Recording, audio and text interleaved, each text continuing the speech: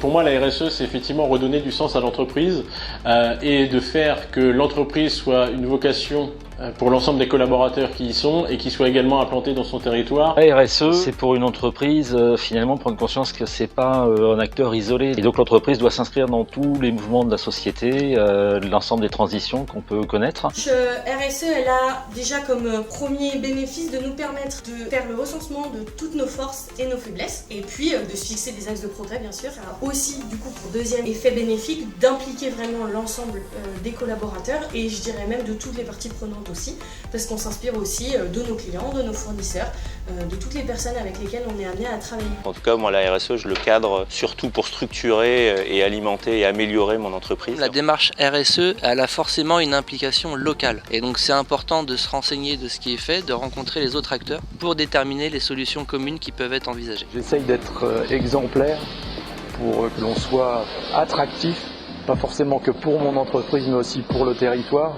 D'essayer de montrer que la Mayenne, c'est vraiment un département d'entrepreneurs qui sont dynamiques et qui pensent à l'avenir de leurs enfants.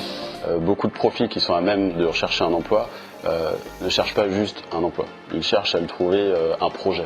Ils cherchent à trouver des valeurs qui vont correspondre aux leurs et des valeurs du dirigeant. L'élément qui est très important pour moi, c'est de toujours intervenir dans une démarche collective et vraiment co-construite entre les salariés et la direction. On a voulu donner une autre dimension donc à notre politique QSE en fait, en partant maintenant sur quelque chose donc, de RSE. Faire du solaire, si on peut faire du solaire, je pense qu'il y a beaucoup de bâtiments qui peuvent s'y prêter. Donc ça coule de source de pouvoir mettre des panneaux solaires sur les entrepôts. Finalement, d'accompagner des producteurs de biodéchets à trier, apporter une solution de collecte pour que nous puissions en fait valoriser tous ces biodéchets alimentaires en compost.